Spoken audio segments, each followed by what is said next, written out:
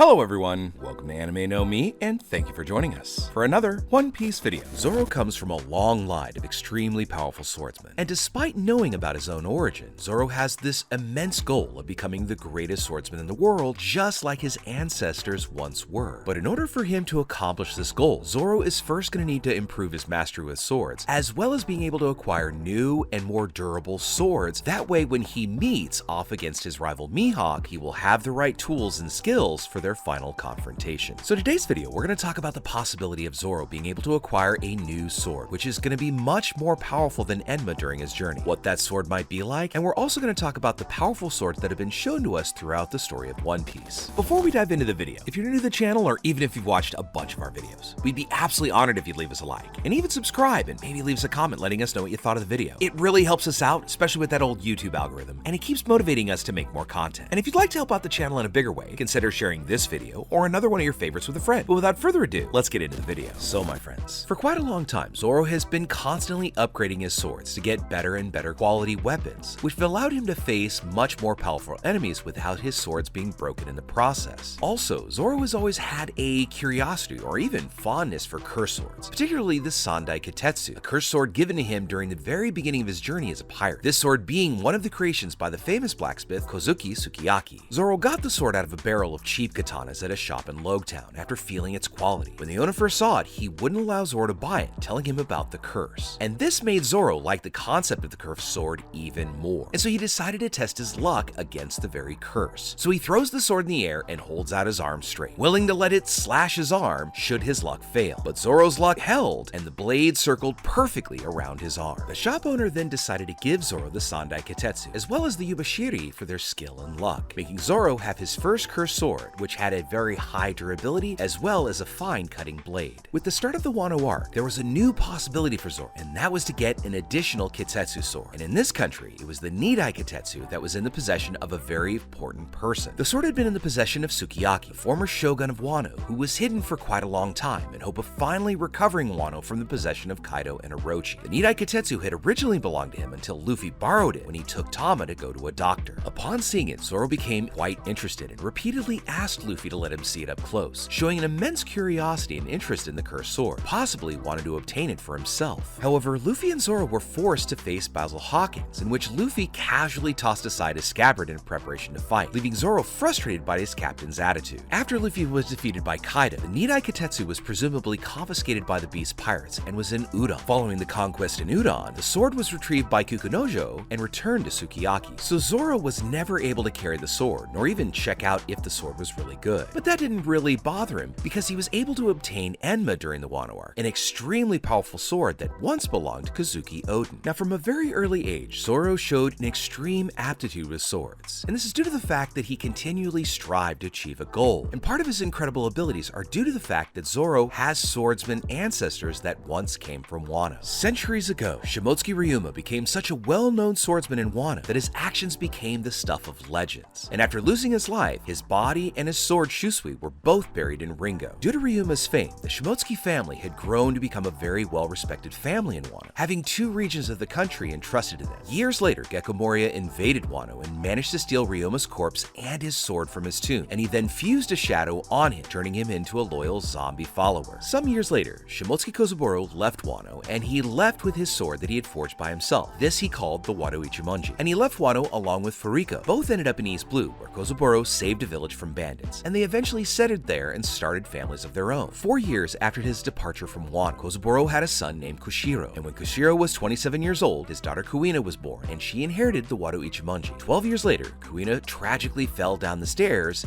and perished. As for Furiko, she had married a swordsman named Roanoro Pinzoro, and he had a son named Arashi. Arashi then married the daughter of a mountain bandit named Terra, and fathered his own son named Zoro, who became Kuina's friend and rival. After Kuina lost her life during that tragic accident, Zoro inherited the Wado Ichimonji and later became a bounty hunter, and then a member of the Straw Hat Pirates. This long line of swordsmen is truly impressive, being possibly one of the reasons why Zoro is so skilled with swords, because his family tree is made of extremely powerful swordsmen who may have passed on their wills and even their genetic skills for Zoro to inherit. So now that we are in this final saga of One Piece, it's quite likely that Zoro is after an extremely powerful sword, perhaps even one of the 12 supreme grade swords, which are considered to be the strongest and sharpest that have ever been forged in the world of One Piece. These 12 supreme grade blades are the highest quality weapons in the world, and the blades have demonstrated incredible feats throughout their use, such as being exposed to the harshest elements without losing their edge or sharpness, and even cutting through massive structures. The first sword that we ever saw in our story presented among these 12 was Yoru, known as the Black Blade because of its color. Now, we don't know who its wielder originally was, but it's currently in the possession of Mihawk, the strongest swordsman in the world.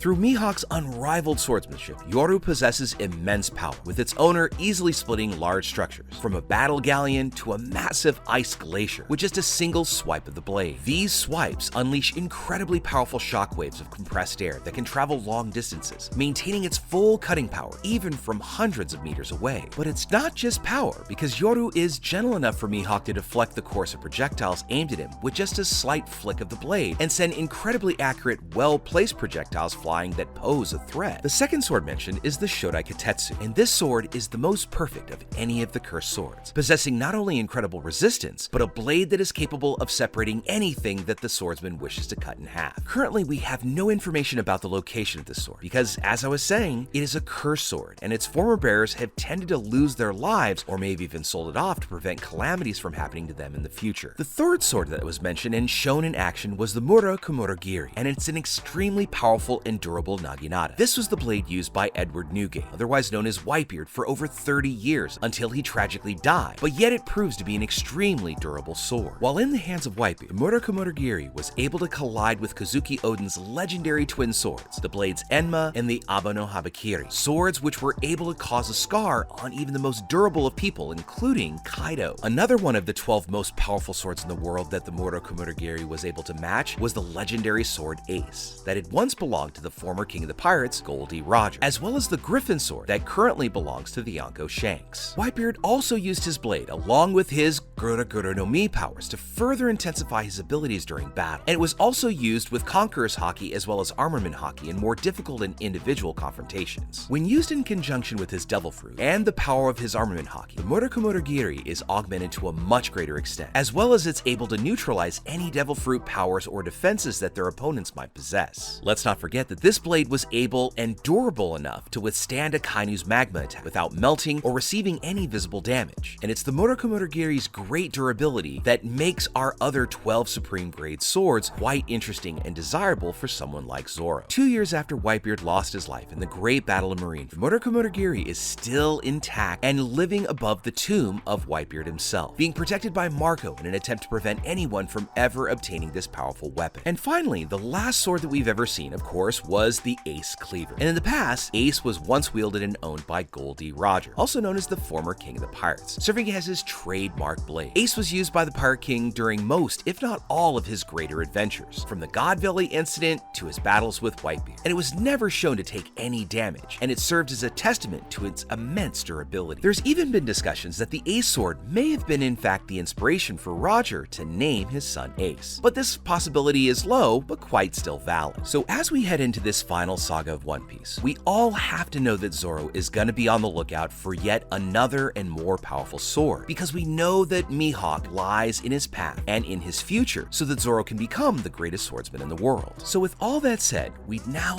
love to know what you think about it. What do you think Zoro's next and ultimate sword is gonna be? Do you think it might be one of the Katetsus, or a different blade that hasn't been named yet? And also, which of Zoro's blades do you think will be the first to turn into a black blade? After all, Yoru is a black blade, and many in the community have speculated that only another black blade will be able to match Yoru's power. So do you think it'll be the Wado Ichimonji, the Katetsu he has, or possibly even Enma? Let us know what you think about this and everything we talked about in today's video in the comments below. So as we wrap up our video for the day, we'd like to thank you all so much for watching the video, especially those of you who've made it here to the very end. Be sure you comment on any themes or ideas that you'd like to see in future videos. And also, since you made it this far, give us a like and hit that red subscribe button before you head out to take on the rest of your day. I hope to see you all in our next video, and let's keep sailing this giant sea together. Take care.